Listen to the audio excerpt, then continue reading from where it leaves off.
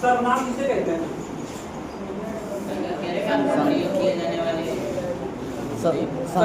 सर्वनाम जो होते हैं वो संज्ञा के बदले प्रयोग किए जाते हैं, संज्ञा के बदले बोले जाते हैं।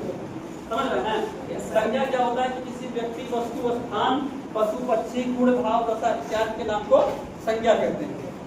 और जो सर्वनाम होते हैं वो उन्हीं का प्रतिनिधित्व करते हैं, मतलब उन्हीं के जगह पर बोले जाते हैं। जैसे कहा गया कि राम घर गया, ठीक है, राम घर गया। अगली लाइन में क्या बताया गया कि वह घर गया, यानी वह राम की जगह पर,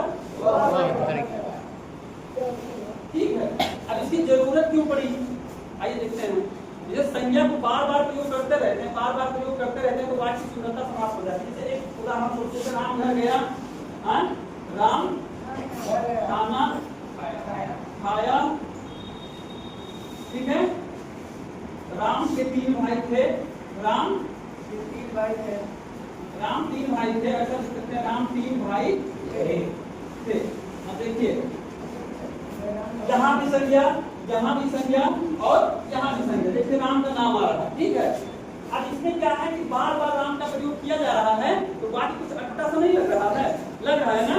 तो इसी की पूर्ति करने के लिए या इसी संज्ञा की पूर्ति करने के लिए सर्वनाम का प्रयोग किया गया। जैसे यहाँ पर राम घर गया तो हमने मान लीजिए एक बार लिखा कि राम घर गया, अगले में वह खाना खाया, वह खाना खाया, ठीक है।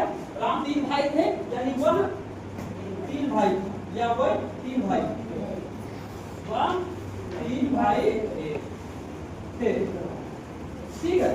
अब एक बार आपने यहाँ राम लिख दिया तो इससे पता चला कि दोबारा जो वह है वो राम के लिए प्रयोग किया गया। फिर तीसरी बार जो वह है वो राम के लिए प्रयोग किया गया। वह 3 भाई थे, उसके पिताजी का नाम दशरथ था, वे अयोध्या में रहते थे, वो पढ़ने में बहुत अच्छा था। तो आपको क्या पता चल रहा है कि ये प्रारंभ राम के बारे में बताया जाता है। हमने अगली बार राम का प्रयोग नहीं किया, बल्कि उसकी जगह पर हमने सर्वनाम का प्रयोग किया और वाक्य सुंदर हो गया। तो इसका प्रयोग क्यों किया जाता है ये बात तो समझ में आपको आ गई। अब अगला आता है कि सर्वनाम के भेद कितने हैं, मतलब सर्वनाम कितने प्रकार के होते हैं। तो सर्वनाम होते हैं 6 प्रकार के। पहला होता है पुरुषवाचक सर्वनाम। पुरुषवाचक सर्वनाम क्या होता है? जिसमें मैं, तू, वह, मैंने, ठीक है, जिसमें पुरुषवाचक मतलब कि मैं प्रथम पुरुष होता है ना, तू मध्यम पुरुष होता है, अन्य सब जो होते हैं वो अन्य पुरुष होते हैं इसके अलावा। तो ये पुरुषवाचक सर्वनाम के बारे में बताया जा रहा है कि मैं, तू, वह, मैंने, ये पुरुषवाचक सर्वनाम। निजवाचक सर्वनाम क्या होता है? आप।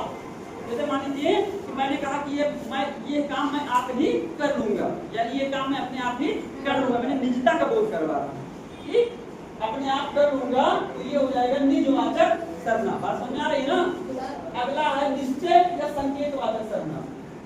निश्चय या संकेतवाचक सर्वनाम, ऐसा सर्वनाम जिसमें किसी संकेत किया जाए। जैसे कहा गया कि यह हुआ, जैसे यह कलम मेरी है, वो साइकिल मेरी है, तो संकेत किया जा रहा है ना, तो इसको हम बोलते हैं निश्चयवाचक सर्वनाम या संकेतवाचक सर्वनाम। अगला है अनिश्चय, जिसमें निश्चय ना हो, है ना, कि कोई आया था, वो कुछ लाया था, है ना। तो इस तरह से बातें कही जाती हैं तो वो होती है अनिश्चयवाचक, और इसको हम बोलते हैं अनिश्चयवाचक सर्वनाम। अगला है संबंधवाचक सर्वनाम, जिसमें संबंध दर्शाया जाए, जिसे संबंध दर्शाया जाए। वो साइकिल जो देख रहे थे वो मेरी, वो साइकिल जो थी वो मेरी, मुझसे संबंध दर्शाया जा रहा ना, है? तो जो सो ऐसी बातें जब आती हैं तो वो संबंध दर्शाती हैं, तो इसको हम बोलते हैं संबंधवाचक सर्वनाम। अगला है प्रश्नवाचक सर्वनाम, है जिसमें क्वेश्चन किया जाए या प्रश्न किया जाए, वो क्या होता है? प्रश्नवाचक सर्वनाम। तुम कौन हो, तुम्हारा क्या नाम है, तुम कहाँ रहते हो, उसके प्रश्न पूछा जाए, ये होते हैं प्रश्नवाचक सर्वनाम।